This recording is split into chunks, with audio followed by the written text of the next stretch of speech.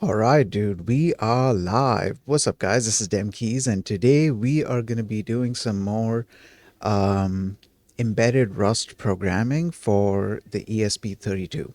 Now, since yesterday's stream, I have actually made a lot of progress with trying to get the ESP32, or rather, trying to get my Rust code to work on the ESP32. There was quite a bit of trial and error, and there was quite a bit of figuring out for me to do.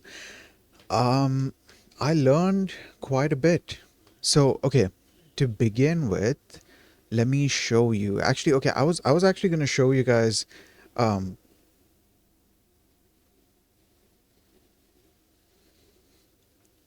Sorry, I was actually going to show you guys the thing compiling and running, but all of a sudden today, before the stream, when I tried running this, it doesn't seem to be running.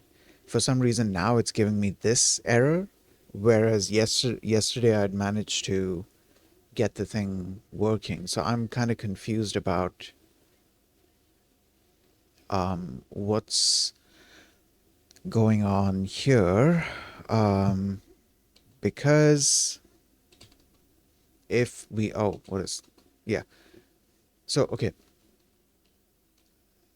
let me show you.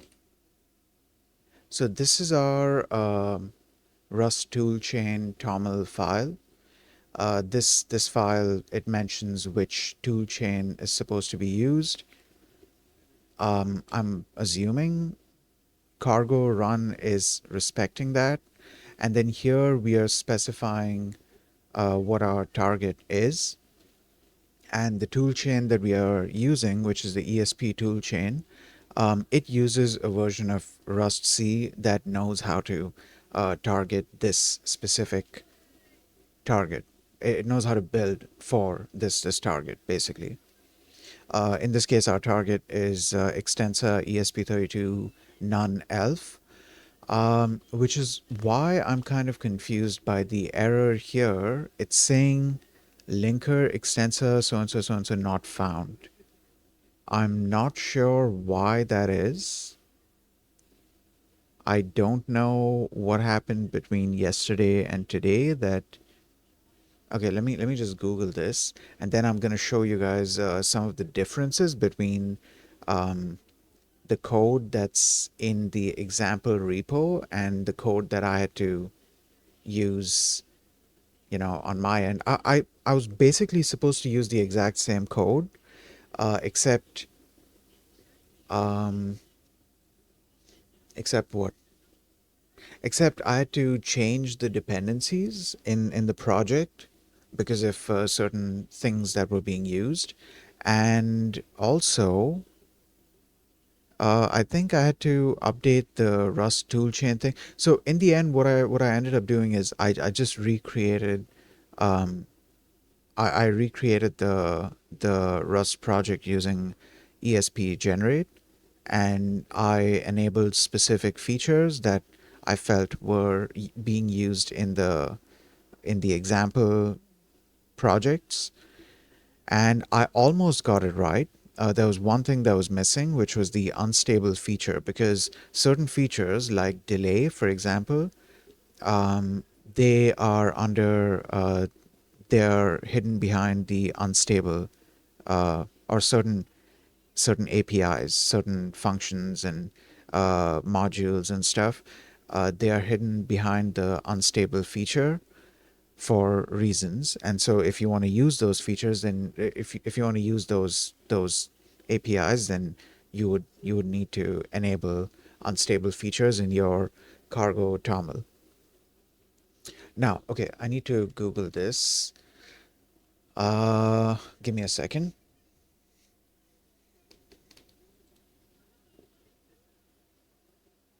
Okay, for some reason my system is being like super slow. Oh, this is just Firefox.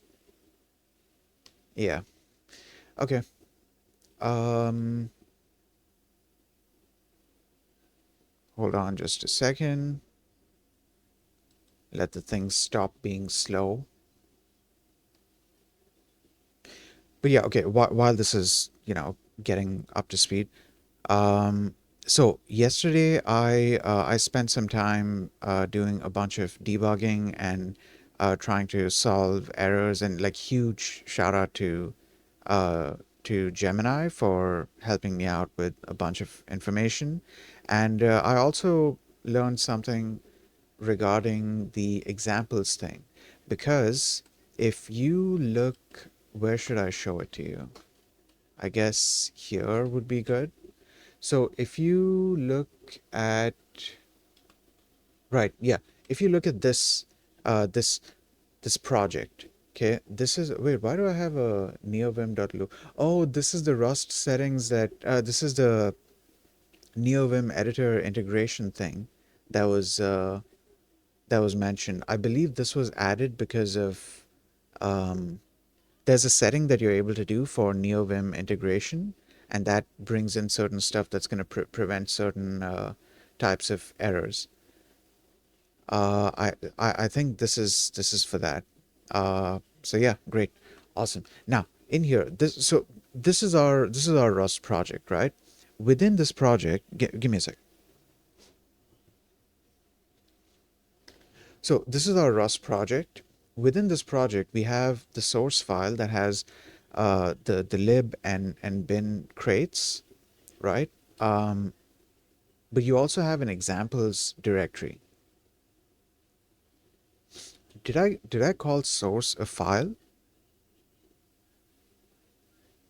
I don't remember if I called it a file, but no, I mean the source directory. You have the source directory in which you have the lib crate, and then bin directory in which you have the main crate, or the main, I should say, binary.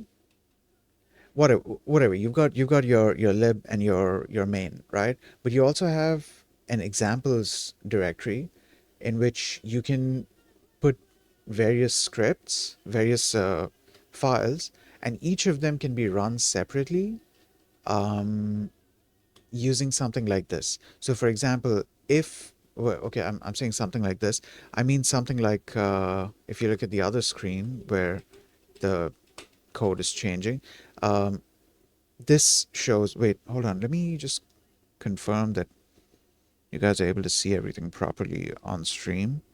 I need to open up my stream on my phone.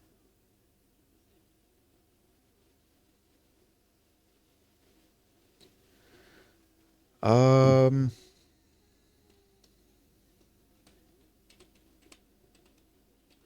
Give me a second here.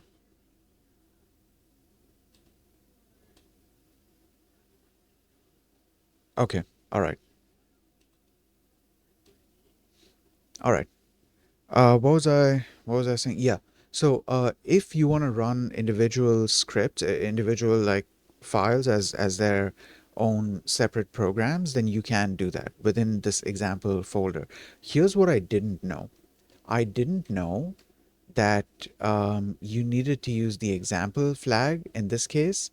Um, I was unknowingly, or was it unknowingly? Would it be right to say it was unknowingly? Mistakenly. I was mistakenly using the P flag, which is for projects. So if you have individual projects um, within an examples folder, then you can use P to run those projects. The P flag has like specific places where it looks, and Bevy is a good example of a repo um, that uses this kind of a convention. So I was kind of confused about that, and because of that, I was using the P flag and doing, in this case, Blinky O2. Um, and what was happening is it was kind of ignoring, obviously, because I was using the P flag and not the example flag. It was just running the project, and because it was just running the project, what it was doing is it was running main.rs.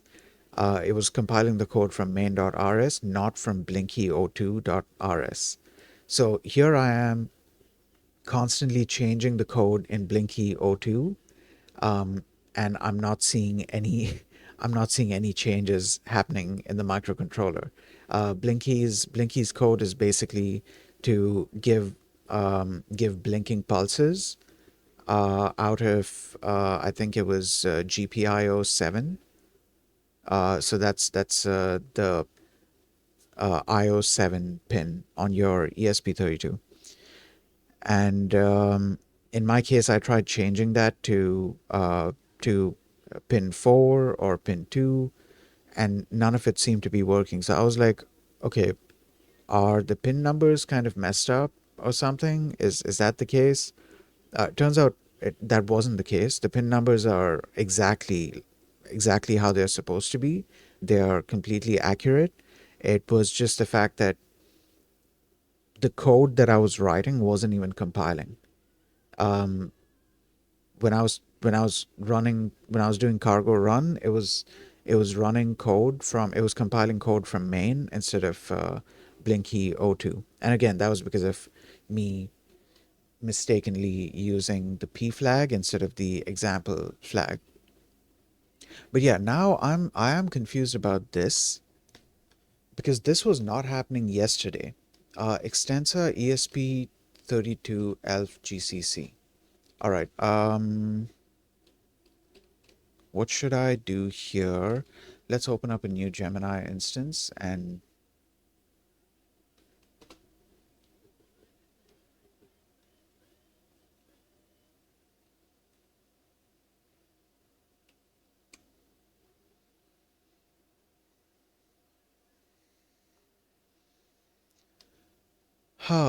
okay. This system is being incredibly slow for some reason. In fact, it's just Firefox. It's not. Well, no, that's not entirely true. That's no. That's not entirely true. It's been a bunch of things in the system, not just Firefox. But yeah, okay. Let me open up a new Gemini instance here. I'm doing ESP32 Rust programming. I have a project within which um, I have oh, you know what? Wait a minute. Let's try compiling without anything here. Let's try just compiling main. Yeah, it's still happening. It's still happening. So it's not right. So I have a project um, that up until yesterday was compiling just fine using cargo run release. But today, for some reason, it's saying, what's the exact error? Linker extensa, so on, so, so on, so. It's saying linker extensa, um, hold on, I need to, okay, ESP32 ELF GCC. ESP32 ELF GCC not found. Um, just some extra info in my Rust toolchain file. Channel is set to ESP. I do have an ESP toolchain installed. The target that it should be building for is extensa, what is it? ESP32 none. Actually, it's not supposed to be ELF, it's supposed to be none. That makes me wonder if it's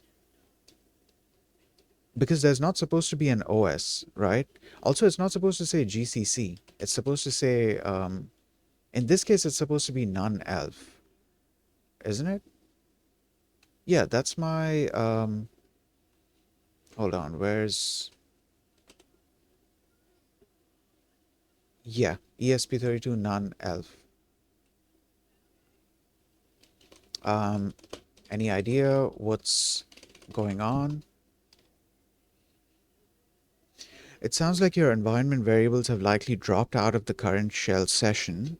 When using the ESP toolchain for extensor-based chips, Cargo relies on the extensor LLVM and GCC toolchain being present in your system's path.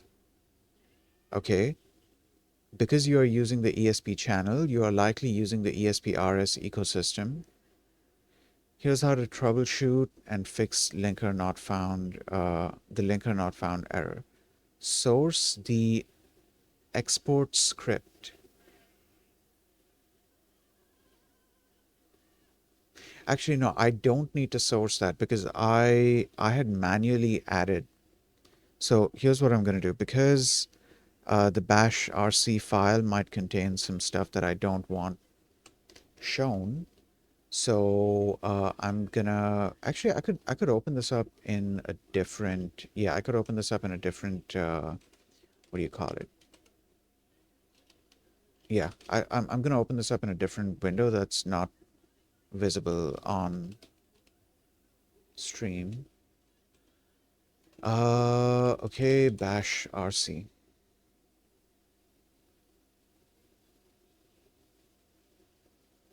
All right, give this a second.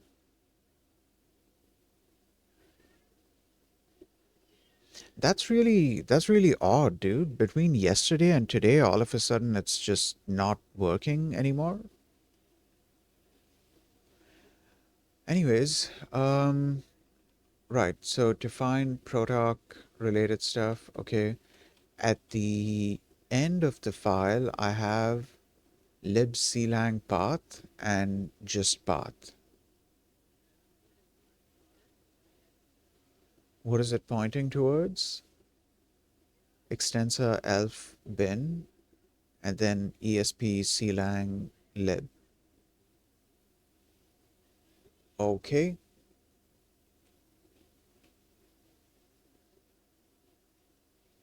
All right. So what else is it saying here?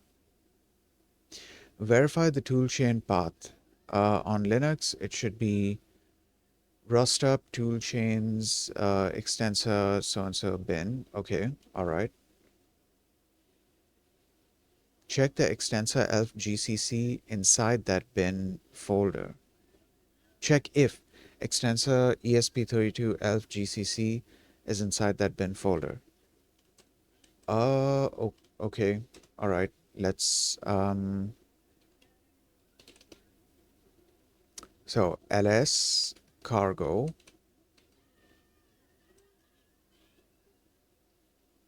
No, is it rust up? Is it cargo? No, wait, hold on.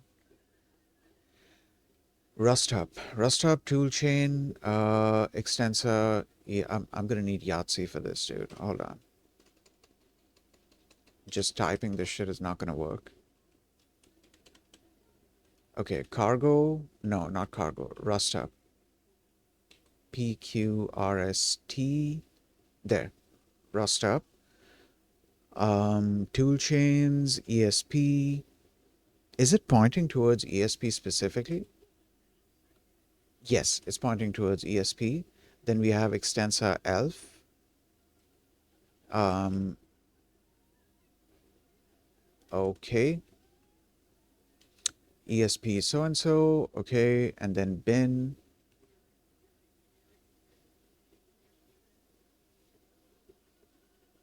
Okay, if it's not working for, oh God, oh my God, I'm so dumb. I just realized this path is not in this specific shell instance. I need to source uh, the bash rc file again. My God, dude. We just wasted a good like, Oh, that's not that bad. 20 minutes. Um, right. So I think I can now do this. And at this point, if I try to compile, there you go. It works. Holy shit, dude. Holy shit. Okay, so as you can see, the thing is compiling, and you guys can't see it, but I've got a blue LED blinking on my breadboard right now. I am planning on setting up. Just a second. Yeah, I am planning on setting up webcam um, for electronics streams. I have the tripod and all ready. It's just that I wasn't able to find a good way to like display it. I have sort of an overhead cam kind of thing set up. I have no idea how I'm gonna go about doing this because it's gonna be a very janky setup, if I'm being honest. Like super janky in terms of where I'm placing the tripod. Mostly because I don't have like a workbench that I can do. Well, I have a workbench, but I'm not streaming from the workbench. So while I'm streaming, where I'm streaming from, um, I I don't have a workbench to put the stuff on. I do have platforms to put it on. Platforms like the platform that serves as a makeshift platform for my mic, and another platform would be my computer table, um, stuff like that. I need to clear up the place a little bit, and or at the very least, like I mean, forget about clearing up. At the very least, I need to make sure that only a certain amount, a certain portion of that area is coming into the camera frame. And one good way to do this is to either zoom in with the camera or crop the image so only a certain area is shown. I might also want to look into actually, you know what? So here's the thing, right? I was planning on running the webcam through a Python script, but then now I'm wondering if it would be better to just run it through OBS because OBS allows you to add like a webcam source and stuff. I wanted to go the other route because I'm a little more comfortable with that. It lets me make sure that the webcam is actually, off, or at the very least not being displayed on stream. The problem with that setup is that if I want to change settings, then um, I need to create UI to kind of control those settings. And at some point, I do want to look into creating a sort of controller, maybe a TUI based controller. Who knows? But yeah, I want to look into creating a sort of controller that can um, change these settings. However, a much simpler way to go about this would be to just um, what do you call it? What am I trying to say? Yeah, a much simpler way to go about this would be to just run the thing through OBS, because in OBS it's going to give you a bunch of those settings and stuff. Yeah, yeah. Because I definitely need to be careful with webcam stuff. But I do also want to run. I do also want to do webcam streams, not like face cam, but webcam for showing the electronics stuff that's happening. and that can take up like, because I have a little bit of real estate on the screen right now. It's actually the space where the chat would be, um, but that's okay. I can move that somewhere else. I can probably move that like um, behind my own model. That's not a big deal. Uh, and then I'll have this space to show that, hey, this is what's going on the webcam right now. It's gonna be a bit of a janky setup because when I do set the thing up, it's not gonna be near me, because I cannot set it up near me. That's one of the problems. I cannot set it up near me without having to move my microphone away, because I'm using a microphone with like a stand and all that. So there's a stand, there's a mic on the stand, and then there's a what do you call this thing? A pop filter, and this whole sort of bundle, this whole package, this thing is on a platform, and that platform, well, this is on one end of that platform, and on the other end of the platform, for the sake of weight balancing, I've put some stones in like a pillowcase, and I've kept it there. And this is what I've been using for the past couple of years actually. And this works great for me because I don't do things that usually require webcam stuff. So for the most part it works out for me, but like in these very specific cases it can become a problem. However, it is also worth mentioning, once once I get comfortable with ESP32 programming, I do want to look into setting up an ESP cam, because I have one or two ESP cams as well. And soon I'm going to be placing an order off of AliExpress. By the way, if you guys like, just for anyone who's watching this, I mean, I don't have much of an audience, but for anyone who sees this before the new year, go place your orders. If you have stuff that you can get off of AliExpress, and like it's acceptable to you, like in my case, a bunch of the stuff that I need to order, it comes from China anyways. Because a lot of times people will be like, oh, this is coming from China, so the quality might not be that good. That's not true. It could be coming from China, and it could have good quality or bad quality or medium quality. You can get good quality stuff from there, but still, it depends on like what you are trying to buy. At least in my case, the stuff that I'm trying to buy is, it's not even electronics. It's electronic it's electronic components. So it's like microcontrollers, other discrete components, and modules, and various like peripherals and stuff like that. All of this stuff, I can get it like in amazing quality off of AliExpress. Not just that, even household items. I've ordered stuff like a foam dispenser, and I actually ordered, I think, three. I don't remember. I think two or three, and I got pretty good quality stuff. Like, other than that, I've ordered a bunch of other things as well.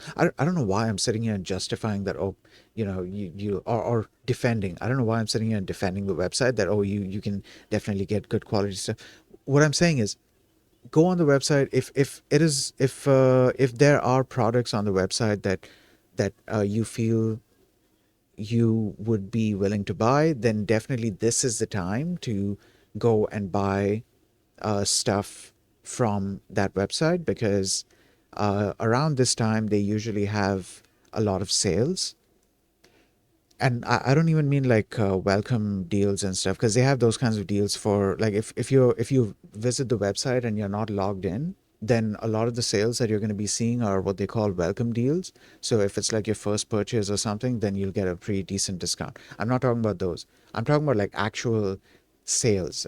There's like Christmas sales, and more importantly, there's end of the year sales. I think it's less to do with Christmas and more to do with end of the year. Maybe they're trying to clear out stock. I'm not sure. But usually around the end of the year, I'm actually really late with placing my orders. I need to place it like either today or tomorrow or something, before those timers kind of run out. But yeah, end of the year sales, you get some, you get pretty decent discounts on a bunch of different things. And I remember last year also, I bought a bunch of stuff. Again, mostly like electronic stuff. Let's say electrical engineering stuff, hobby electronics stuff. A bunch of modules, bunch of microcontrollers, a bunch of different like peripherals and components and stuff like that. It was great. It was amazing. I'm gonna do it again this year because this year I have some stuff planned. Actually, I should start writing down my project ideas because now I'm actually getting to that point where I'm gonna be doing stuff, doing like practical stuff with ESP32. I was gonna do it previously as well, but previously it was gonna be with MicroPython, and now it's gonna be with Rust. So I should write down the ideas. Like one of the ideas that I have is because in a couple of months summer is going to be is going to be coming back. At least where I live, it gets crazy hot, like crazy hot, incredibly hot. So hot that a bunch of my plants they end up dying out. Um, and it's I have to pick specific plants to for those of you who don't know, I do gardening as a hobby. And where was I where was I going with this? Yeah. So during the summertime it's so hot that a bunch of my plants they end up dying out no matter how hard I try to keep them alive, unless I'm constantly like moving them around, giving them like 1 or 2 hours of sunlight and then bringing them into the house, which is just not possible with the amount of plants that I have. It's just not going to be. It's not a feasible idea. But unless I'm doing that, the plants are going to end up dying out. So an idea that I had was to try and cool down the place, and I had ordered a couple of motors online, cheap 5-volt USB motors. And I did some research on this. This is also one of those situations where you shouldn't always trust what an LLM is telling you. I made that mistake in this case because I had a whole discussion with Gemini about this idea of building a sort of simple misting system, and Gemini was giving me like a whole bunch of information about the different parts that I could use. Something that it left out, or kind of, I wouldn't say left out, something that it kind of took lightly and didn't really warn me too much about was what exactly would happen if you are trying to push liquid from a motor through a pipe or a hose into a nozzle, into a misting nozzle. Because if it's just the pipe, if it's just the motor and the pipe, the motor can easily pull water. So this is one of those submersible or submerged. What do you call them? I guess submersible. This is one of those submersible motors. You put them in the water, and they'll, when they're running, then they're gonna shoot water out of their nozzle. So you can then attach a pipe or a hose or something to the to that nozzle, and then the water will come out of the pipe.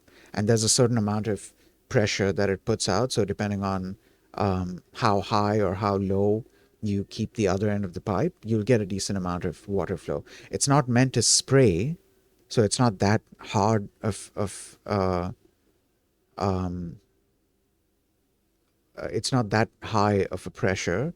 It's mainly just to move water around. It's not for actually spraying. I thought that I could get away with, making it spray. Turns out I couldn't. So what ended up happening is, the first part was fine. I put the motor in the water, and I connected the hose to it as well. The hose is, of course, coming out of the water, and then the other end of the hose is connected to, not connected, but like it's going into like a bowl or something, so that bowl can catch the water that's coming out. Great, awesome. After this, I was like, okay, now let's test out the misting thing, and I'd also bought a misting nozzle.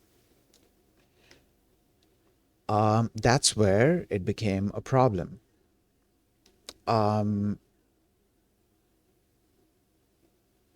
what was I saying? Yeah, that's where it became a problem. What happened is, because the misting nozzle was at the other end of the pipe, so it created a sort of pressure that the water and subsequently also the motor had to push against. And because of this, I ended up burning out two of the motors that I had. Like, it would try, and in like a second or two, the motor would just die. Or at most, I would get a couple of seconds out of it, and then the motor would just die. Fortunately, these motors are super cheap, so I didn't feel like too bad about it. I still have two motors because I'd ordered four, I believe.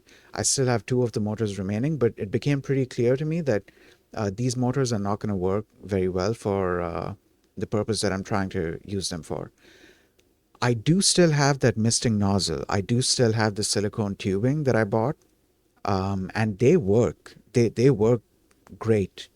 So the only thing I need is a stronger pump, and the next best thing that I could think of is, what do you call it?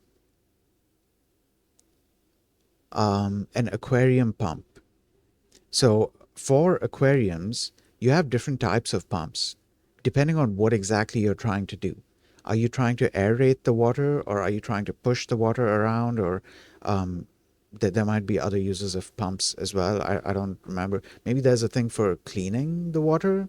Maybe there's a pump for that as well. So there's different uses, right? I found one pump. Actually, I didn't find it. It just turned out that the pump that we had for an aquarium in our house, that pump just so happened to be the kind that does both of those things. It also pushes water, and also, or it pushes water and also aerates the water. I forgot the specific name. Okay, let me Google it. Let me Google it, or let me ask Gemini. Okay, open up a new thing and new tab. Okay. A while back, I was looking into um, aquarium pumps because I wanted to work on a hobby plant watering project. No, a hobby project. Um, how do I say this? A hobby project, a plant, a plant misting slash spraying system. Um,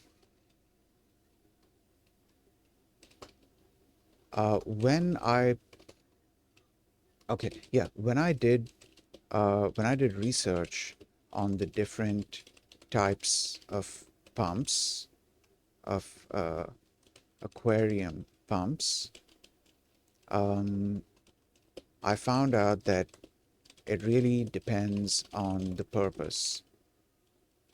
Some are for aerating. I don't know if I'm spelling that right. No, I'm not. Okay, aerating. Okay, all right. Um,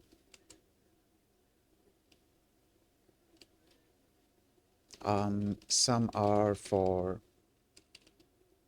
just pushing the water around, and some are for other purposes. Uh, when I described my, no, I didn't mention this.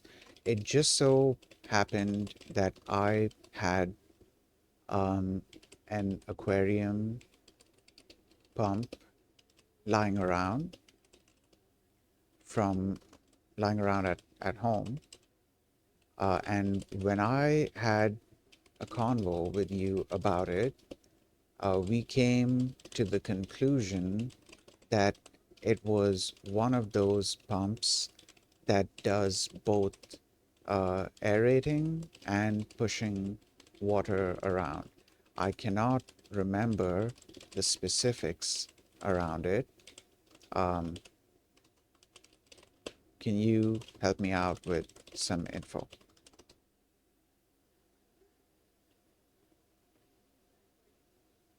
Okay, based on our previous conversation in August. Oh, okay, yeah, yeah. So Gemini does keep track of like older conversations. At least the when you're dealing with the web interface, it does keep track of older conversations. I have noticed situations where I have had situations where I noticed that Gemini can remember certain details, even if I've never mentioned that detail in the conversation before. Like for example, with the number of times I've mentioned to Gemini that I use NeoVim with the lazy Vim distribution, at this point, Gemini is able to just assume that whatever I'm doing that's coding related is most probably going to be using NeoVim, unless I say otherwise. Though I usually explicitly specify it because I don't assume. Something I should remember, something I should do, in fact, is set the memory, because Gemini does have a memory thing where you're able to set certain things for Gemini to just remember in general. So in any conversation in the future, that memory is going to be taken into account, and Gemini is going to know that thing. So you don't have to like explicitly tell Gemini that, hey, um, XYZ detail needs to be remembered. Okay, anyways, based on our conversation in August, you have a Venturi aerator pump. Or is it Venturi? I don't know. Let's say Venturi. Venturi aerator pump. Here are the specific details we discussed regarding that pump and why it fits your description. What it is, it's a hybrid submersible pump. Unlike a standard water pump, which only moves liquid, um, or a standard air pump, which only pushes air through a stone, this one uses the Venturi effect to do both simultaneously. How it works: the main outlet, the pump moves water out through a nozzle, the extra tube. The tube leading to the outside is an air intake. Inside the pump's nozzle, the water speeds up, creating a vacuum that sucks air through that tube. Oh, that's interesting. Okay. So they don't need like an explicit thing to pull the air. They're able to use the water to create a sort of siphon effect, except in this case it's pulling air. Mixing. The air and water mix inside the nozzle, so what comes out is a high pressure stream of water filled with tiny air bubbles, or aerated water. Okay, why it behaves the way it does. You mentioned that blocking the air tube. Oh, I did mention this. I had mentioned that blocking the air tube to stop seems to stop or significantly change the water flow. This happens because the internal physics of the pump, the Venturi suction, is designed to operate with the air intake open. If you block it, you change the pressure balance inside the nozzle, which can disrupt the pump's ability to push water efficiently. Okay. For your plant misting project, in our discussion, we noted that while this pump is great for hydroponics, it might be a bit extra for a simple ESP32 misting system. Pro, it's powerful and handles the mixing for you. Con, if you try to push water through a very fine misting nozzles, the air bubbles might actually interfere with the spray pattern or cause the pump to struggle due to back pressure. Back pressure was one of the issues that I had previously. Yeah, definitely. If you are still planning to use this for your hobby project, you'll just need to make sure the air intake tube stays clear and is positioned above the water line of your reservoir. So here's the thing, right? This aquarium pump, this Venturi pump that I have, this thing is powered by the wall socket. Where I live, the wall socket has 220 to 240 volts.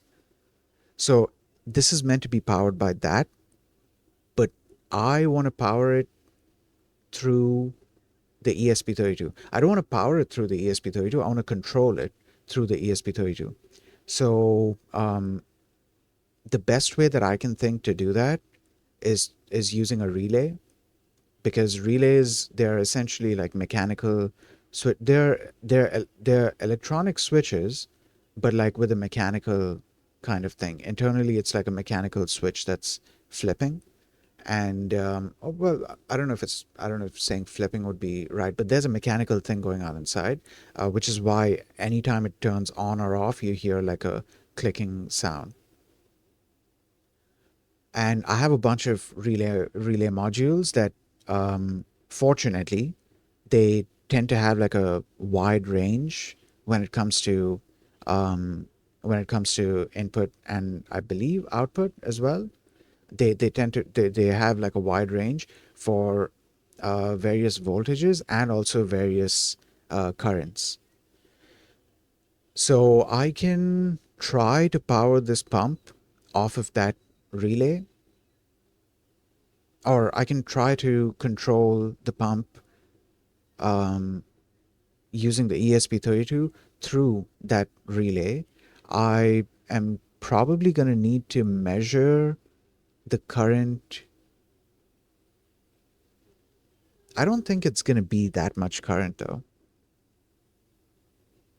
But then again, it's really hard to say, especially since there's a motor involved in this. It can be hard to say exactly how much current it's pulling. Hold on, I have the relay modules nearby. Let me just get up and go get it.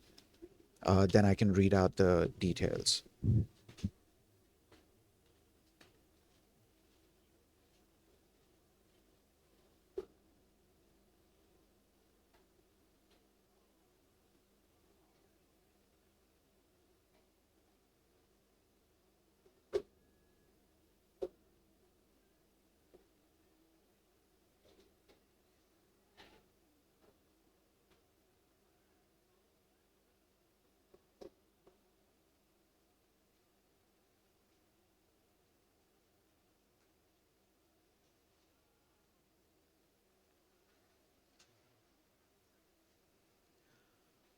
Okay, so I have the relay modules in front of me here. Uh, Let me read the thing out for you. Actually, I can't remember.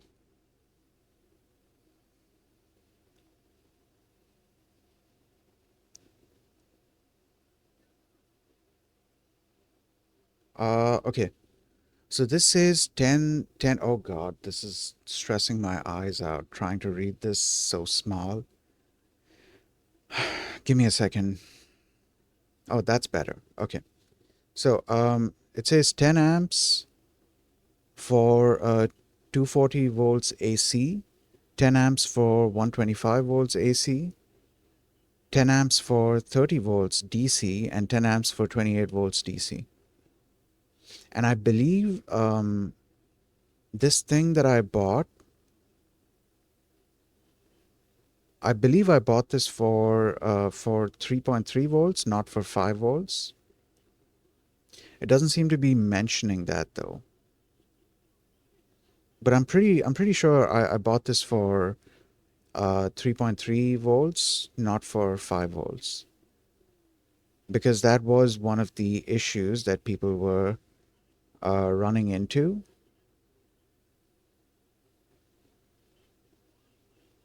Oh, just a second. Yeah, that was one of the issues that people were running into. People were saying that you need to watch out for that because microcontroller I/O pins, they put out a max of 3.3 volts, unless it's like, a special type of microcontroller. They usually put out 3.3 volts, and that's not always enough to trigger whatever you're trying to trigger within the module. So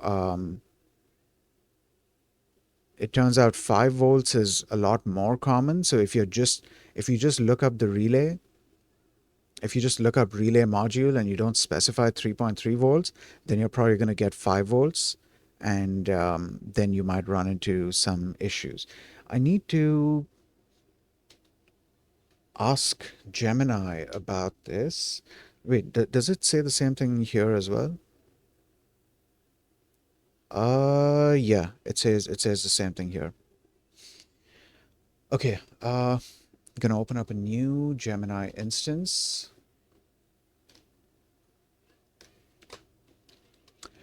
Hey, so I bought a relay module that I was hoping to control slash trigger using my ESP32. Um, on the module, um, on the relay block, I noticed some specs. Um, I'm going to tell you the specs, and you help me understand um, what they're saying.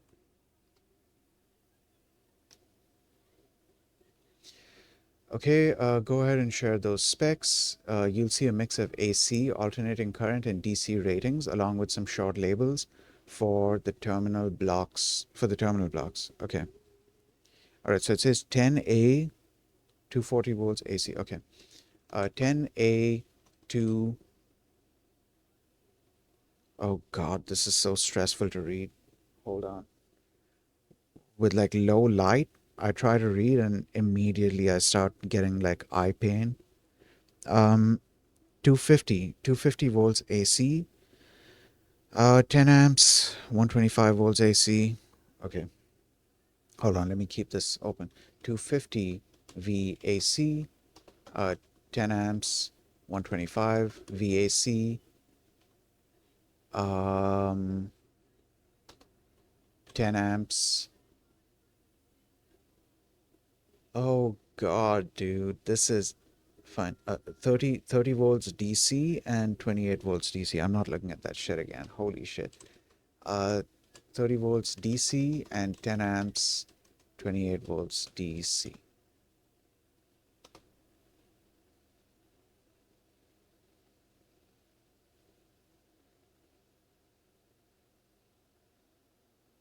Okay, those four lines represent the maximum switching capacity of the relay's contacts.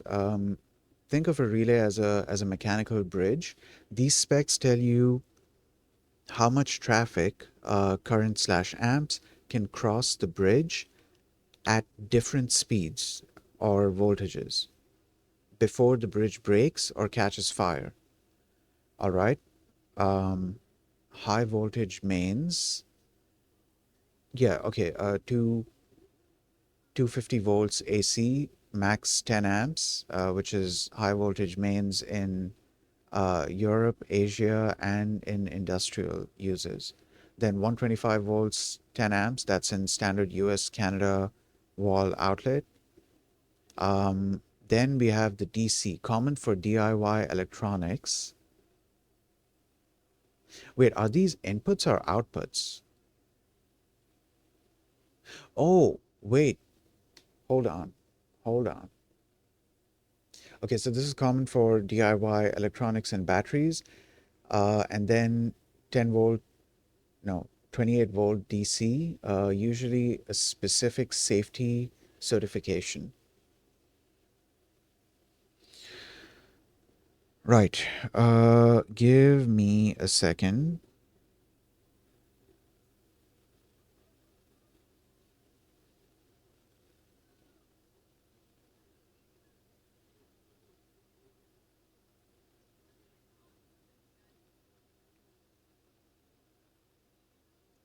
Right. So, uh, why are there two different DC and AC ratings? You might notice it handles 250 volts. Just a second. Yeah, okay. You might notice it handles 250 volts AC in AC, but only 30 volts in DC. This is because of arcing. AC, alternating current. The voltage crosses zero 50 or 60 times a second. If a small spark or arc starts when the relay opens, it naturally goes out when the power hits zero. Okay. DC. The power is constant. If an arc starts, it doesn't want to stop. It can literally melt the metal contacts together, welding them shut. This is why DC voltage limit is much lower. Critical safety tips for your ESP32 project: don't max it out. Even though it says 10 amps, it's a best case scenario rating for a resistive load like a heater or a light bulb. If you're controlling a motor or a pump, inductive load, they have a massive startup surge. It's safer to treat this as a 5 volt relay for those types of devices. What do you mean treat it as a 5 volt relay? So not exceed 5 volts? Oh, not exceed 5 volts. So like if we are assuming like 3 or 4 amps of continuous current, then I forgot what the continuous current thing is called. But like if we are assuming 3 to 4 volts of continuous current, amp, sorry, 3 to 4 amps of continuous current by the motor, then we should probably assume that the startup, what's it called, startup surge. We can probably assume that the startup surge is going to be a good like 6, 7, 8 amps. But that's just like the initial thing. Initially, it pulls a lot of current. Okay, 3.3 volts versus 5 volts trap. Most of these blue relay modules have a coil that requires 5 volts to click. Since your ESP32 outputs 3.3 volts, you should power the relay module's VCC with 5 volts, but check if the in pin can be triggered by 3.3 volts. Now, I remember this. I do remember specifically buying the ones that can be triggered by 3.3 volts. I don't remember what the VCC was supposed to be. I need to look this I need to look this up because I do not remember what the VCC was supposed to be. Okay, so this says relay module, VCC in 1, in 2, ground. Yeah, it's not mentioning. Yeah, it's not mentioning the thing here. Isolation. Ensure your ESP32 and the high voltage side are physically separated. High voltage jumping back into your ESP32 will destroy it instantly. Okay. So I kind of remember um, making sure that the modules that I was buying um, are triggered by 3.3V, not 5V. Um, but is there some other way to find that out right now? Also, I was actually planning on powering a pump using the relay. Um, but this is not a major. Actually, I should look at that pump because the pump mentions what its current rating is. Okay, it's not a massive pump. Um, it's one of those Venturi pumps that you get for. Actually, I should mention it's one of those small because it is actually small. It can put out some pressure, but it's small. It's one of those small Venturi pumps that you get for small home aquariums. Um, you think I can still safely use the relay for that?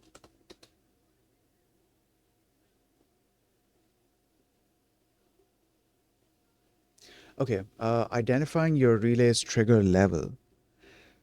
Since you've already bought the module, there are three visual telltale signs to check if it is compatible with your 3.3V ESP32 logic. Oh, you know what I could do? Since this supports up to 30 volts DC, right? So by that logic, I could also power a, a 1.5 or a 3 volt LED using this. I could do that. Give me a second here.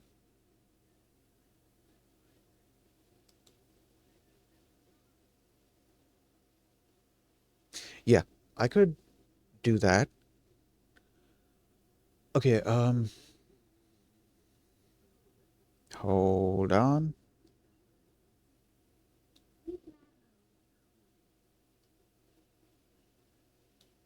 Right. The relay part number, look at the blue box. If it says SRD03VDC, okay, let's check. It does say that.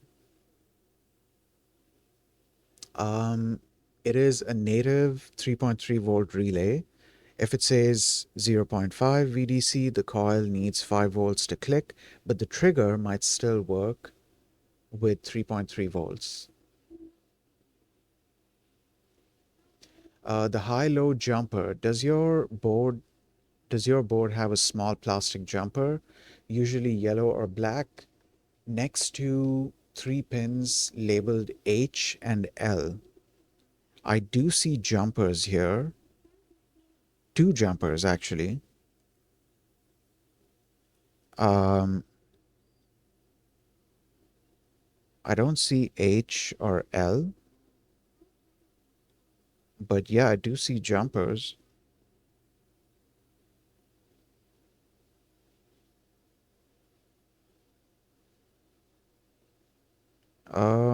Hold on just a second.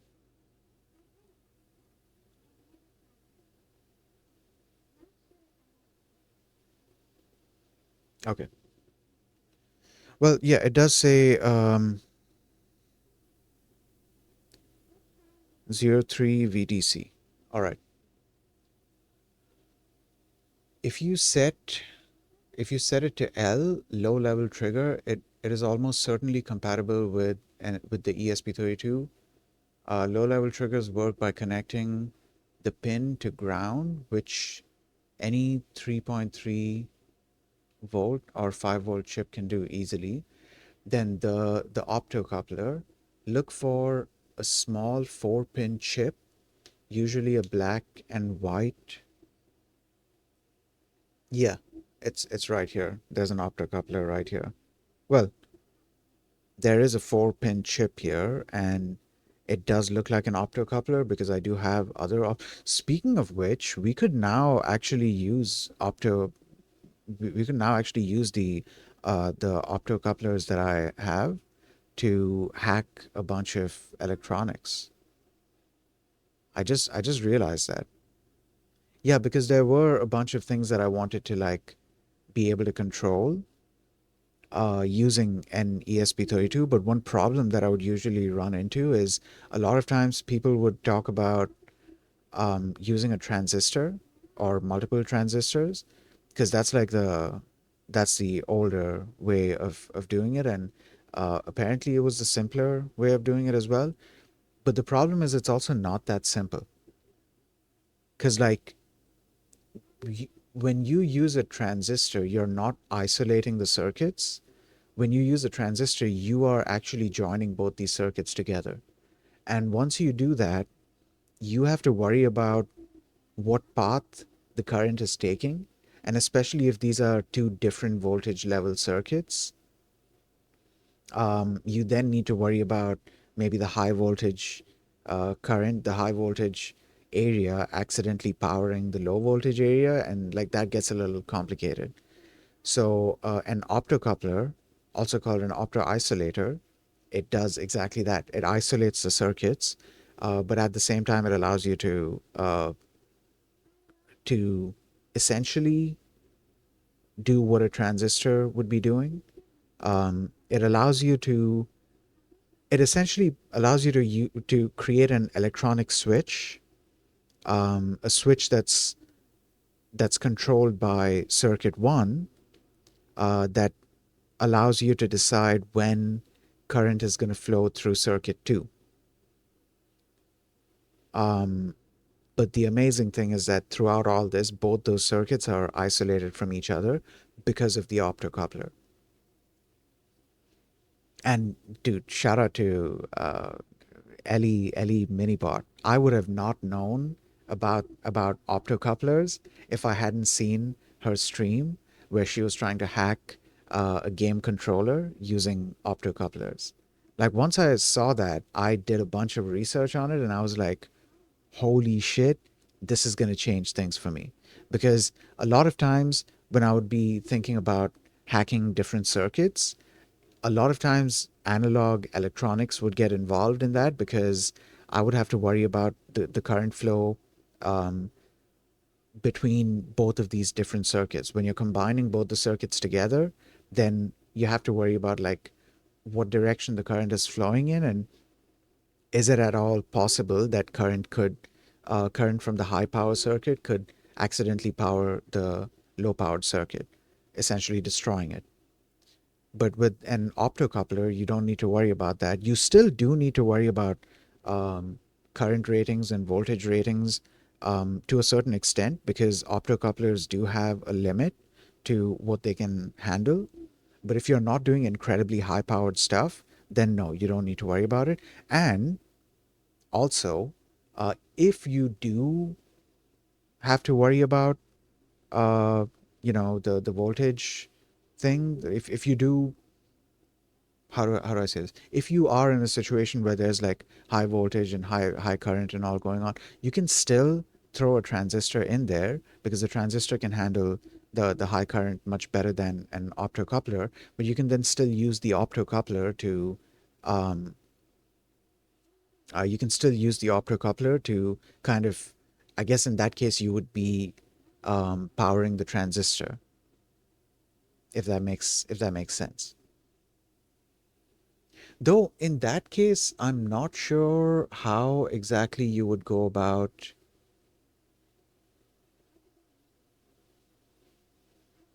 Yeah, yeah. Okay. So one good thing about that approach that I can think of, because this is all just mental circuitry that I'm making. Um, the way that I'm looking at that is you would um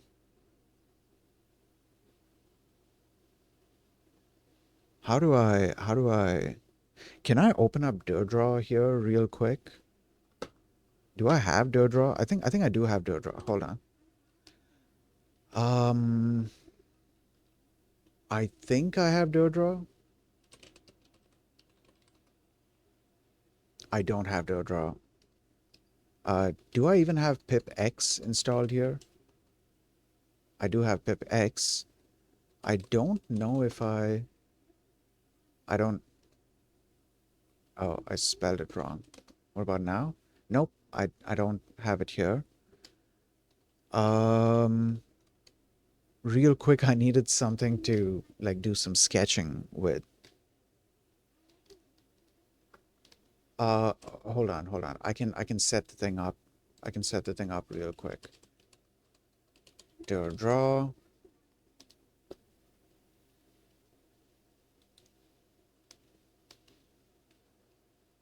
Give me a second. Oh God, internet. Hold on. Are we losing frames? No, I think we are good. All right.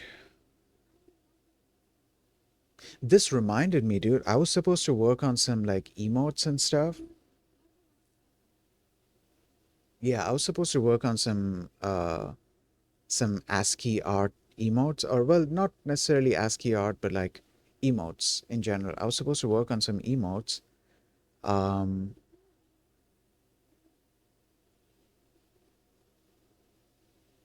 using Deirdre to hopefully, make them nice and simple, but also keep them small.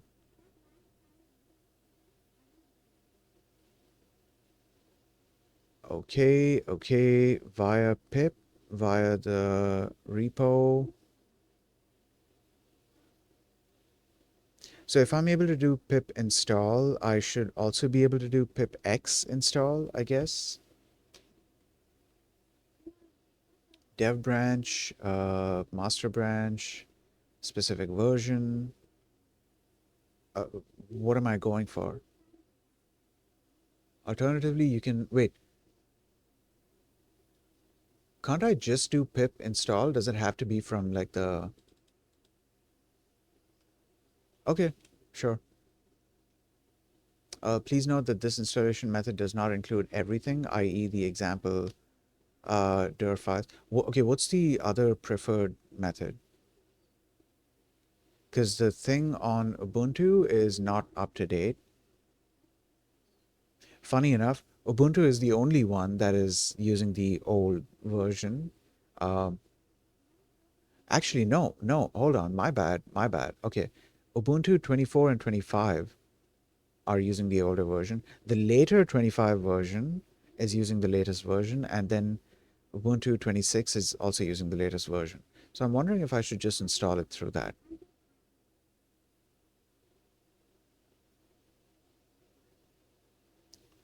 Running without installing. Start Deirdre. Via source repo. Okay, okay. You know what? Okay, I'll set this up. I'll set this up later. Um, I have Deirdre installed on my other machine uh, from which I'm SSH'd into this other machine that I'm controlling. But like, uh, I don't have Deirdre installed here. I should install it for, future purposes.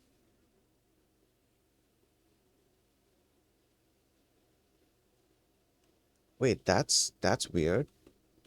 Okay, what all do I have under let's do programs. I don't think I have Deirdre installed here. Yeah, okay, never mind. So anyways, what I was saying is um the opto isolator would still be the thing that um, the opto isolator would still be the thing that isolates the circuit. It isolates the ESP32 from the high powered circuit. But in order to keep the words, in order to keep the opto isolator, fuck me, in order to keep the opto isolator safe from um, from the high voltage stuff, I would need to wire it in a specific way, because when you are using a transistor, a lot of times the signal that's going to be going, or well, the voltage that's supposed to be going to the middle pin, the pin that acts as a quote unquote switch, that voltage doesn't have to be very high. But like, that's supposed to be a small voltage, but that small voltage is supposed to allow the transistor to allow a much higher voltage and current to flow through the other two pins. So keeping that in mind, I could, yeah, I know how to go about this, because the opto isolator is going to be forming a circuit. It's going to be forming a break in the circuit. The opto isolator is supposed to be the sort of switch between a smaller voltage source and the pin of the transistor. Yes, I like this. I like this idea. I like this idea. I need to keep this. I need to keep this in mind. Definitely need to keep this in mind. Here's what I'm wondering though. By that logic, what exactly would be stopping me from? Oh, wait, no. I can't do that for. I was about to say, what's stopping me from doing that, from replacing the relays that I'm about to use? But like, another thing to take into account there is AC and DC. Because with the relays, I can just comfortably plug AC into the relay, and the thing will just work. I can't really do that with the transistor, because the way that the circuit would be working would be a little bit different.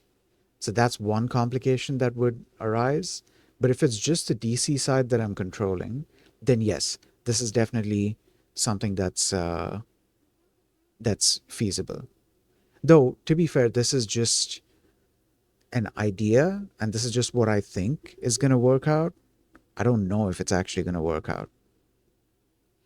But like, the way that I'm looking at it, it does seem like this could actually work out, because this provides the optocoupler provides the isolation that's required. Man, I've spent this entire stream just talking about. I need to rename the stream. I need to rename the stream, dude. I've spent this entire stream just talking about my electronics projects, my ESP32 projects. This became like a just chatting stream, and I need to set up this webcam, dude. Problem is, I need like a fixed location where um I need like a proper location. For one thing, I don't want the thing pointing at me. Um, but also I need it to be like zoomed and cropped, zoomed or cropped, wherever it is actually pointing at.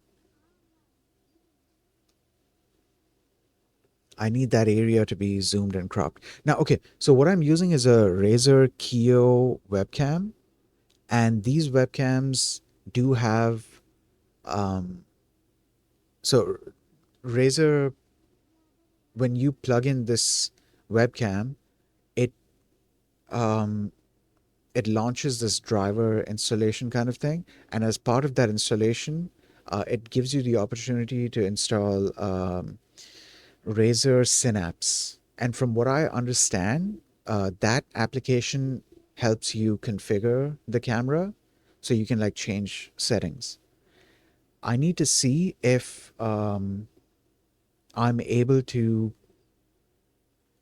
how do I say this?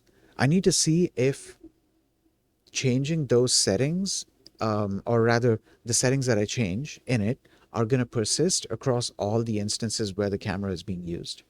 So then I would just change the settings in Razer Synapse, and then I would not need to create a webcam source. I would be able to use my other method that I was planning on using, which is launching like a Python, a separate like simple OpenCV window in which the thing is being displayed, and then I capture that window. I can also make it small. I just realized that it doesn't have to be very high resolution. I can turn the resolution down of the webcam if it helps speed, because I'm sure capturing those images and then sending it to the computer is gonna it's gonna be taking up a certain amount of bandwidth, and also processing power and memory and stuff like that. Yeah, yeah, dude. So many projects I want to work on, and like I'm excited to be able to work on these projects without having gone very deep into analog electronics, because that's something that I want to do at some point in the future, but like I just haven't had the chance to do that yet. I went into it to a certain extent, a very basic level, like not too deep, not so deep that I can analyze or build very complex circuits that have multiple different voltage sources, and there's multiple paths for the current to take and all of that stuff. I never really got to that point, which is why I never really fully understood how the current travels in a more complex circuit. I do want to understand it at some point. I do want to explore analog electronics at some point. At least much more than what I've had the chance to explore so far. I never even got the chance to like go further with calculating um, calculating what kind of capacitor to use for certain effects. Like that's how basic my knowledge with analog electronics is. I did manage to get to the point where I was able to calculate the voltage and current required for a transistor, or how much how much voltage is going to be powering a certain circuit, a certain group of LEDs, and how much current is going to be pushing through it, stuff like that. Setting up basic circuits and doing very, very basic calculations. I managed to do that, and also managed to use that knowledge um, to build actual projects. But I didn't go too deep into it. And because of that, like I'm kind of excited to be able to go into these kinds of projects without even having done any of that stuff. Like, I feel like stuff like the opto isolator, these kinds of things, they really help bring digital or connect digital to analog without actually connecting digital to analog, because this is allowing me to stick with the digital side a lot more, um, and not have to go too deep into understanding the analog side of the various circuits. I am kind of proud of myself for coming up with the idea of mixing an opto isolator with a transistor in case if there's ever a need for higher current. Give me a second.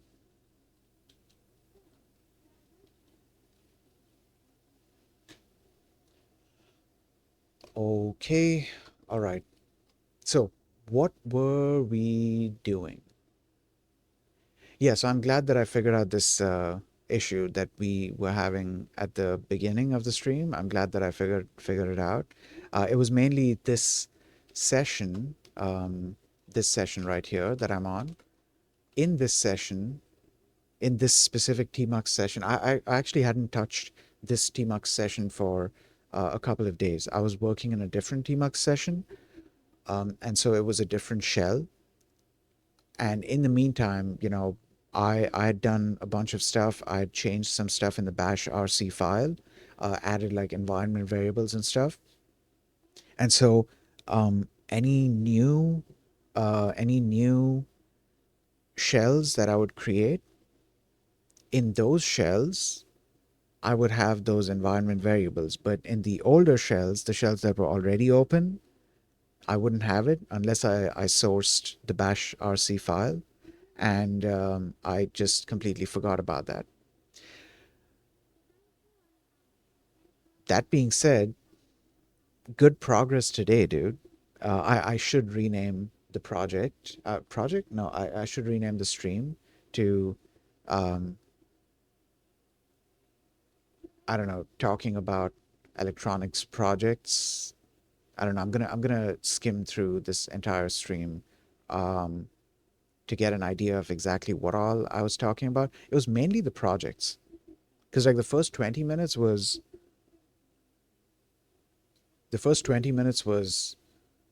um, just trying to figure out the the compiler issue, and the next hour of that was just me discussing the various projects and stuff that I have in mind. Oh, I do need to write down the project ideas because there is a bunch of stuff that I want to be doing. Yeah, yeah. I definitely should be writing a bunch of these project ideas down. Something else I'll need to look into is how to go about fitting these modules into a package, joining them together to um, build a sort of circuit, build the final circuit. I mean, because well, I don't have the expertise to join these kinds of circuits together. I'm definitely not planning on doing that either. Um, because like there's certain complications that arise from that. So I don't want to try and join the circuits together. I'll keep the modules separate and join them in the way that they need to be joined. Where was I going with this? Yeah, I'll I'll I'll have like individual modules, but what I want to learn is how to use those modules to build the final product. In my case, the final product is not something I'm planning on selling, so I don't need to, put in the time and effort to kind of consolidate everything into one chip. I can get away with having a very ugly looking sort of multiple modules put together kind of thing. I just need to figure out a proper, good way to put these modules together to build like one piece, one thing. That's going to be like a separate challenge. That'll be like its own learning experience.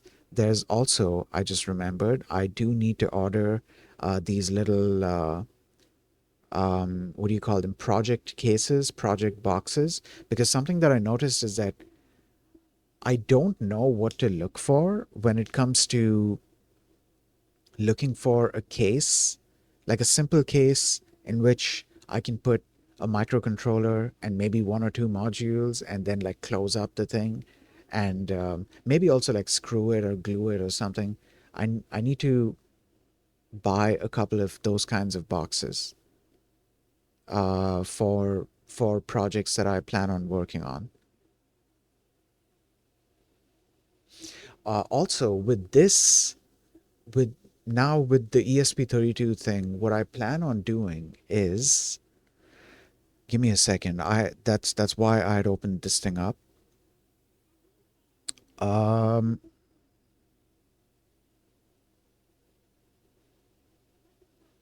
what is on this? Oh God, what is it loading?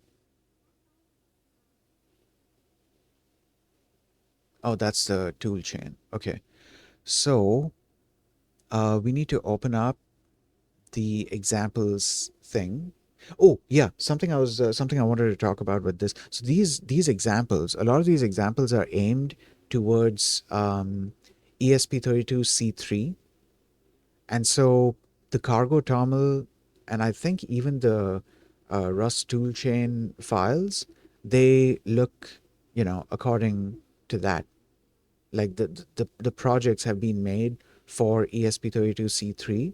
So if you're plugging in an ESP32, um, first of all, two different two different processors, right? Two different architectures. So you're going to have that issue. You need to change the target. That's one thing. Another thing is you need to watch out for the dependencies that each of these projects are using. Fortunately, the dependencies can be easily enabled um, using ESP generate. So, for example, where should I show it? Here, I guess. Let's open up ESP generate. Actually, to show you guys an example of what I'm talking about in terms of the different, hold on, where is it? Yeah. In terms of like, different architectures and stuff, here's the Blinky example from that repo. If you look at no STD training intro, actually, yeah, I can just show you in the repo itself. So there's nothing that is being changed. So if you look at Blinky and you look at toolchain, you'll notice it say, hold on, is it noticeable? Like, can it be read? Yeah, yeah, yeah. Okay. So under toolchain, it says, it doesn't just say channel, it says channel, components, and targets. And channel is also not ESP, it's stable. So it's using the stable toolchain instead of using the ESP toolchain. Then if you look at toml, not toml, cargo, in in the cargo file, the dependencies will be different depending on what features you are trying to handle. I didn't know that there's a built-in like panic handler. I found that out through these examples. So I'm guessing because of that, you don't need to uh, specify your own panic handler. Though it's good to know that, yeah, you can actually um, it's good to know how to create your own panic handler in case you do want to, have custom behavior for panics. There's also the mention of the unstable feature under ESP HAL. That's something to watch out for. And then, of course, there's a bunch of like the other crates and stuff that need to be added. Under cargo config, so the config file also looks different, mainly because of the target. If you notice the target, it says RISC-V, it doesn't say extensa. So if you are aiming this at an ESP32, it is just not going to work. Your best bet, a much simpler way to go about this, would be to generate a new file. Actually, you know what? We can do that real quick. We're going to create a Blinky O3. Um, we're going to create a Blinky O3 and then open it up here somewhere. Let's go back, and in here we can do ESP generate, ESP32, Blinky O3. So here, this is something that I should have paid attention to. Actually, it's not that I didn't pay attention. It's that I didn't know. When I was using this, I didn't know that I would need to enable unstable features. In this case, I do need to enable unstable features. Um, Another thing that I need is this. Um, I do need to look into what exactly this is doing, but so far I know that it's setting up a panic handler for you, so you don't need to create your own custom panic logic. Then I need editor integration for NeoVim, and this is not necessary because default behavior is to use the ESP toolchain when you're targeting the extensa architecture. And that's it. So the project has been created. We can hold on. We're gonna go here and go into examples. This is our Blinky O3. From Blinky, we're gonna copy. Um, are we copying examples? Okay, it turns out I already yanked it. So we're gonna copy actually no, we're gonna yank this instead. So we'll come here and oh, actually I should have. Never mind. I can do this. Examples and then paste Blinky. Okay, so now that we have this, I think I can open up the project. Blinky O3. Let's first do a cargo build. And then, yeah, while this is building, we can check a bunch of things. Actually, it should be like, I mean, the stuff is already compiled. Nothing has changed since then, right? So we should be fine, hopefully. I don't know if it's going to recompile it. Oh, no, it's going to recompile everything for this project. Yeah, it's going to recompile for this project. So in the meantime, we should not open up the project in NeoVim. However, we should set the thing up so we can open up the project. Not cargo. Why did I do cargo? I meant CD. Okay, once this is done, then we can, actually I should do cargo run here. Cargo run release, example, Blinky.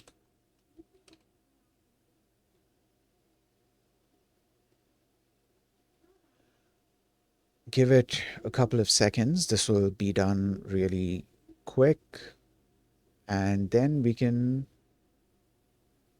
run the thing. Actually, I don't even need to open up the project in NeoVim. I've just copied that Blinky thing. I just need to show you the thing running. What's it targeting? I think GPIO 7. I don't have the thing connected to GPIO 7, which okay. No example target named Blinky. Okay, what did I miss here? Hold on. Is it supposed to be example or examples?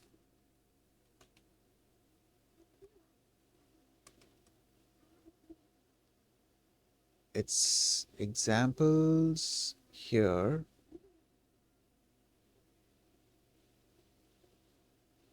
Okay. Oh, wait. Examples is supposed to be outside. Really? Hold on. Is that? Oh, okay.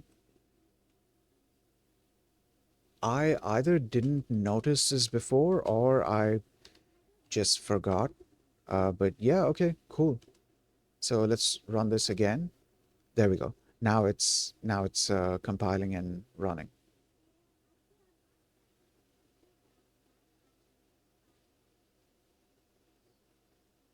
Is it recompiling this for Blinky specifically? Yeah, I'm curious about that. Hold on. What's under target? We have debug and release examples. Okay. Wait, no, I'm doing yeah, okay. Okay. Release examples. I want to see if any of these get populated I uh, after examples finishes like compiling,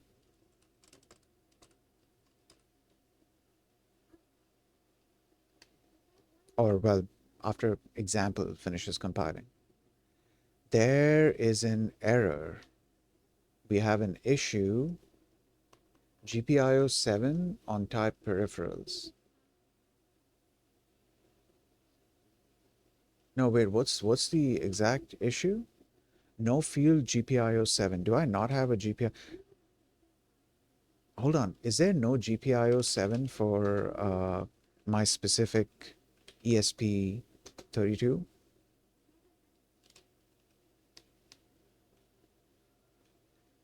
Right, let this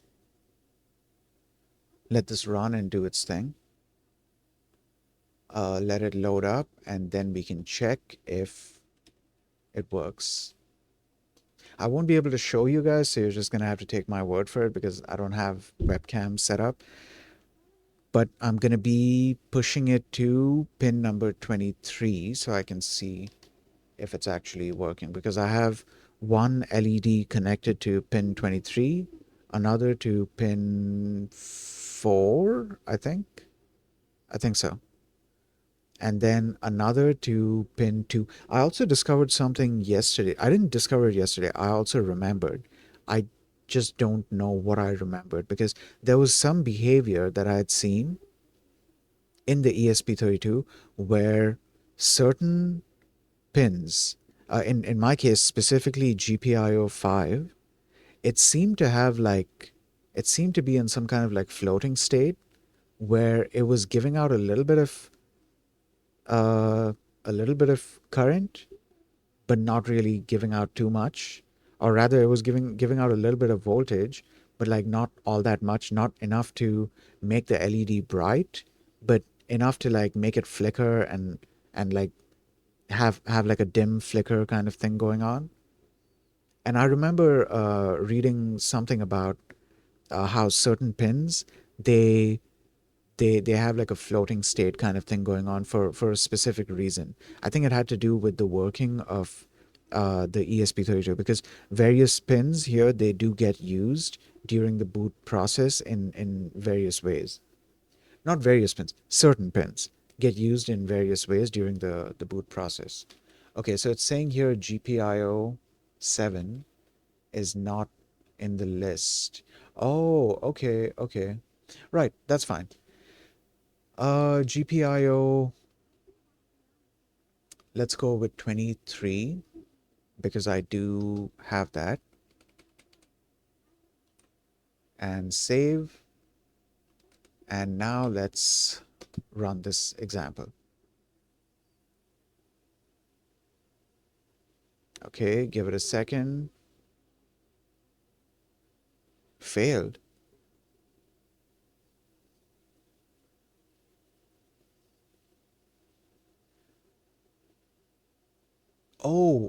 I'm currently connected to the device. Shit, forgot about that. Yeah, that's why it failed. I was connected on a different window. I was connected to the device from a different window. Now it should work. Yes, there it is. So now my red LED is flashing. But yeah, this was just to demonstrate that you cannot directly run these. I mean, you can depending on which microcontroller you are using, but you have to be mindful of which microcontroller you are using. You can't just plug in any microcontroller because they tend to have different. First of all, each microcontroller, like there's a different way of handling the pins, and they'll have different pinouts, and different pins are used for different purposes and stuff. Um, Even within ESP32. But other than that, some microcontrollers use the extensor architecture and some use the RISC-V architecture. So you definitely need to be mindful of which one you are targeting. The good news is if you try to target, um, if you try to, how do I say this? If you try to compile, um, if you compile the program to the RISC-V architecture and then try to flash that program onto a microcontroller with extensor architecture, it's not going to let you do that. It's going to stop the process. It's going to give you an error saying that, um, you know, this is RISC-V, but you are trying to push this onto an extensor architecture. So it's good that they have those safeguards in place. There was something else. I think the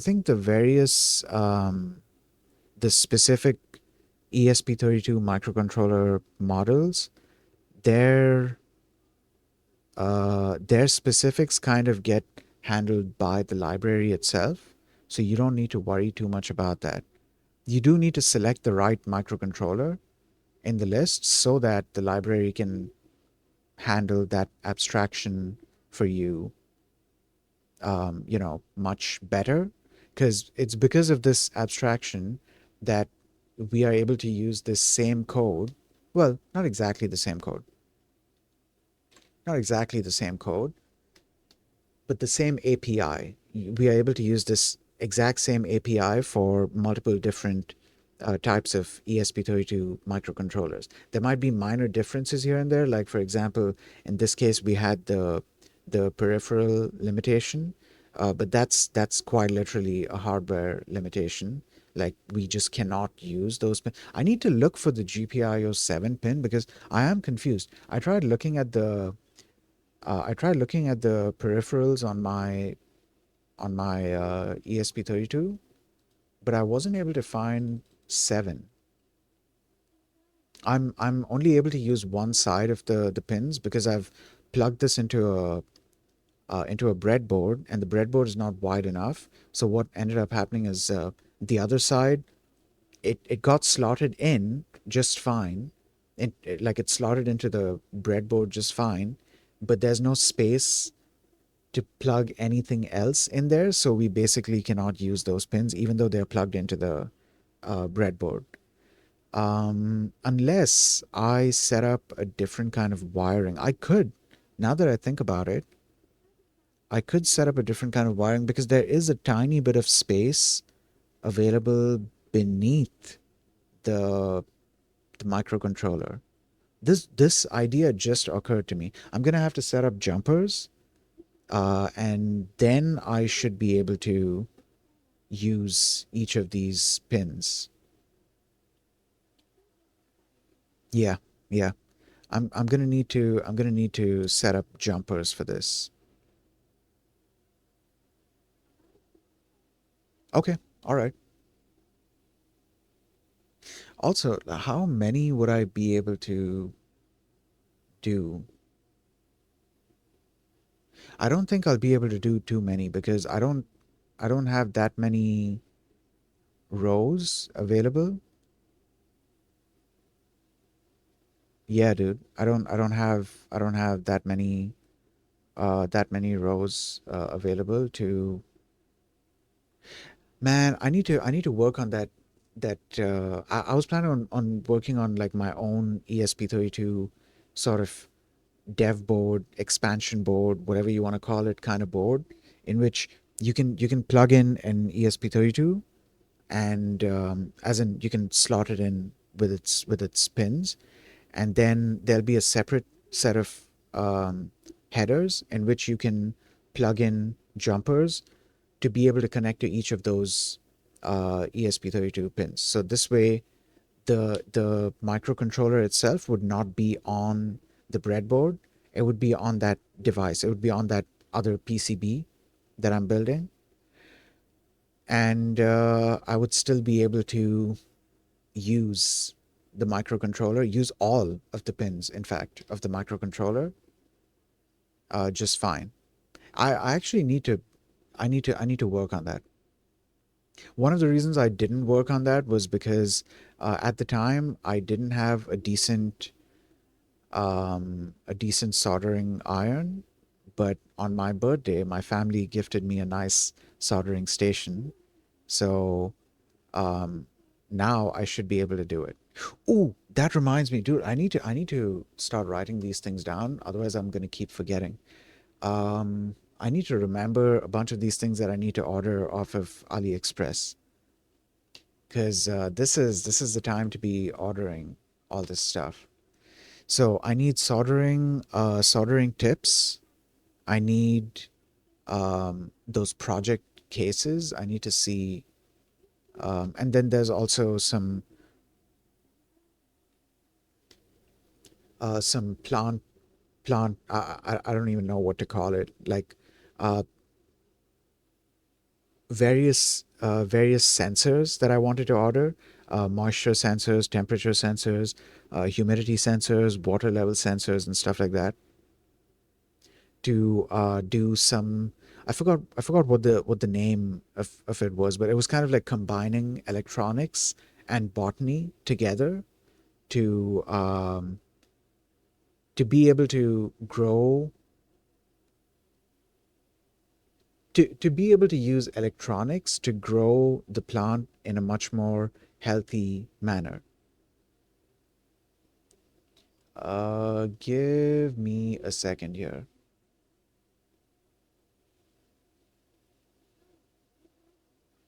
Okay, so I'm pretty sure that I saved whatever it was.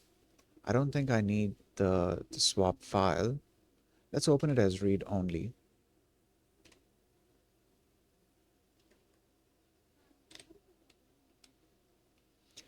Okay. Um, yeah. Oh, dude, I need shift registers. Good thing I remembered that. I do need to order shift registers. I forgot exactly what I was going to be using it for. There was something I was going to be using it for. I think it was to control um, multiple things from like one pin. I think so. I think that's what it was. Can't remember exactly. Hold on. I need to open up this file again because there was a swap file kind of situation. Um, what if we recover?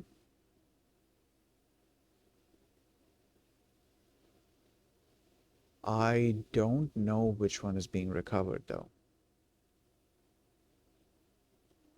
Let's go with two, I guess. That is not what I'm looking for. You know what? Delete the swap file. Yeah, just delete it. That's fine. The swap file thing always it's confusing to me because it's a good thing. It's a good thing. It's NeoVim's own way of having like an autosave kind of thing. In case your program ever crashes, you do have um, recovery options there, but then sometimes it can become a little confusing. I need to look into this again to like remind myself how the swap file kind of thing works, and because sometimes there can be multiple swap files and then it's like, okay, choose one, or do you want to delete the swap files, or do you want to recover them, or do you just want to not open this file, or like what's the situation? In this case though, what I did is I opened the file as read only, and I'm guessing it didn't try to use one of the swap files. It used the file that was on disk. Well, I mean, the swap files are also on disk, but like it used the original version, which was perfectly fine because I had saved this properly before closing this instance of NeoVim.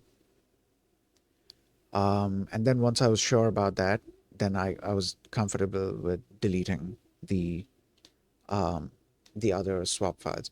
Now here I need to write down project uh, case project cases.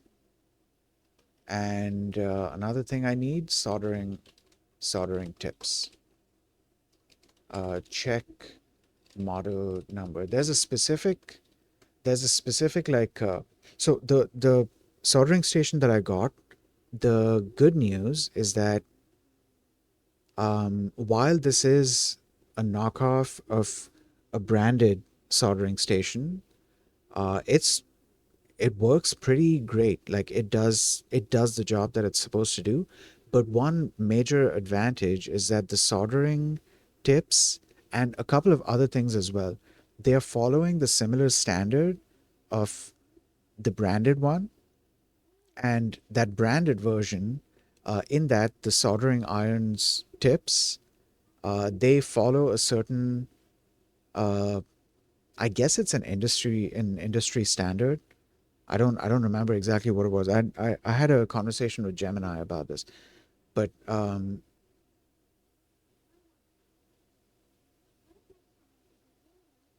what was I saying? Yeah. Um, apparently you can enter those, that specific model number or series of letters. I forgot exactly what it was, but there's a specific like uh, set of characters that denote a certain standard that these tips follow. And so you can go online and find tips that follow that exact standard, and you can just buy different types of tips. As long as they follow that exact standard, you would then be able to buy tips of different materials without having to worry about them not fitting onto your soldering iron. That's something that I absolutely loved about this. Another great thing is that the soldering iron, I believe it's a soldering iron and not the heat gun. The soldering iron can be detached. So like you can plug it in and out from the soldering station. You're not meant to constantly plug it in and out. And there's the good thing is that the plug itself has a sort of screw kind of cap on it, so you can actually screw the thing in after you've plugged it in. But the fact that it can be detached is a good thing, because if I ever need to replace the soldering iron, I can then go online and buy just that specific soldering iron as well. So I like this whole system that's in place. But yeah, dude, I've been kind of busy, so I haven't had the chance to play around with the soldering station too much. I should definitely start playing around with it more, especially now that I have a good soldering station. I can start doing soldering practice and improve my soldering skills, so I can then solder pins and headers and even wires onto different modules and stuff. But yeah, yeah. Um, electronics, dude. Fun stuff. Give me a second here. Oh God, the system is so slow. Yeah, okay. So I need to continue with these examples. What I do want to do is I want to go through this entire intro workshop. I might even do the HTTP client thing. This was interesting to learn because, dude, HTTP is one of those things that I kind of knew about, but I kind of knew about it, but I never really took the time to look too deep into it. I looked too deep into other protocols um, like UDP and TCP and WebSockets and a bunch of other stuff, even OSC and all. I never really looked too deep into HTTP. So there are a lot of features of HTTP that I wasn't aware of. Like my mind, anytime I would think about HTTP, my mind would immediately go to loading a web page. And that's about it. Like, that's how limited I would, that's how limited my, you know, my,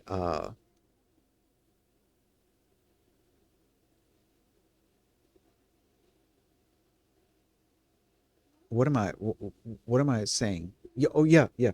That's how limited my knowledge of HTTP is, that I actually forgot what I was saying, but like this is how limited my knowledge of HTTP is, that I would only connect it to loading web pages. And then like all of the other stuff would be handled by, I don't know, JavaScript or whatever other technology is in place. But it turns out that HTTP is able to do a lot more than just that. And of course, there's also, I knew about the fact that WebSockets uses HTTP to a certain extent, but it's not exactly using HTTP. It uses HTTP as kind of a bootstrapper, as kind of a bootstrapping mechanism. And once it's able to get upgraded, so HTTP upgrades its own connection to a WebSocket connection. Once that upgrade is done, HTTP is out of the, at least from what I understand, it's out of the picture. And then you just have a WebSockets connection running on an HTTP port. But yeah, apparently you can do quite a bit with HTTP. And so it can be used in various ways. I'd also forgotten about like the whole RESTful API kind of situation. I'd completely forgotten that yes, that is also a thing. And it only occurred to me when I started doing research on HTTP and trying to understand the various use cases and stuff. Because one of the reasons why I was looking deeper into it was because Gemini had suggested that I could get a video feed through HTTP. But it's not exactly a video feed. It's a bunch of frames, but like if you set the frame rate right, um, and you set the appropriate headers and stuff, the appropriate header information, then HTTP will make sure that the connection doesn't close. It's constantly receiving data and updating whatever is on the web page, and that's great. Like that means you can then display specific things through, let's say, coming from an ESP32 cam, for example. That's actually why I was doing research on it. I'm curious about what they are using here for the HTTP client. I did also want to run or try to run an HTTP server off of an ESP32. That should be an interesting project. Okay, next we'll write a small HTTP client that retrieves data over an HTTP connection to the internet. For demonstration purposes, we implement the HTTP client ourselves. Usually, um, you want to use something like Requiles or EdgeNet. I have looked into both of these. Um, for simplicity, we use a hard-coded IP address. Usually, you want to do a DNS lookup instead, which is hold on, chill out. Oh God, my system is freezing. Which is out of scope of this exercise. Okay. If you try to resolve the host name yourself, you might notice you get a different IP address. That's because the IP address is from an IP range assigned to a load balancer. Before we jump into this exercise, let's explore how Wi-Fi works in. Oh, this introduces us to Wi-Fi. Okay, good to know. Good to know. So there's quite a bit that I can do with this. Um, as in with these, I mean with these exercises. So there's panic, there's blinky, there's detecting a button press, then there's detect a button press with interrupt, then there's DMA. This is memory related, so I'm interested in looking into this. Then there's HTTP client and DFMT. Okay, all right. You know what? I'm gonna,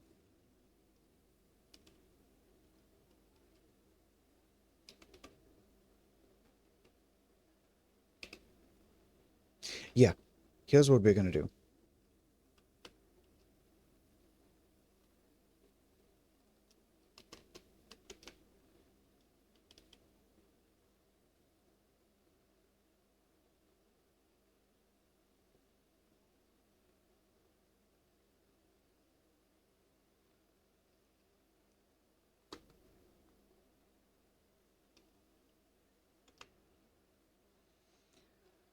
Just a second.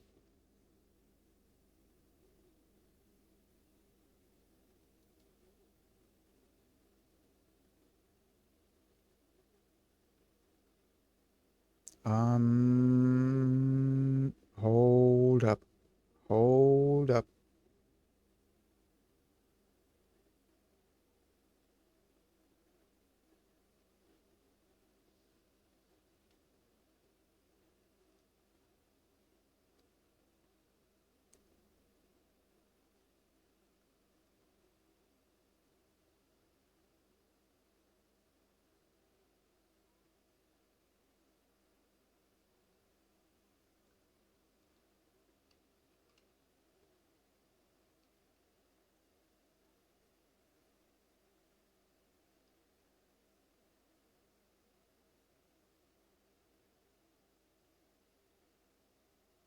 Okay, I'm interested in this. I'm gonna go to this person's stream. This person is called Data Basics. Yeah, I'm gonna go to this person's stream. They're saying non-practicing intellectual, as in their stream title is non-practicing intellectual from zero to data analyst. Um, and I love data science, so I hope I'm able to raid. Yeah, I'm able to raid. So we're gonna go to this person's stream. That's gonna be it for today's stream. We didn't really do much ESP32 related. I mean, kinda. We did a little bit here and there. But for the most part, I think we just spoke about electronics projects and stuff. I can rename it to, I don't know, talking about electronics projects and ESP32. Well, okay, whatever. Doesn't matter. Yeah, that's gonna be it for today's stream. I hope you guys have a nice day. I'll see you all next time. Peace.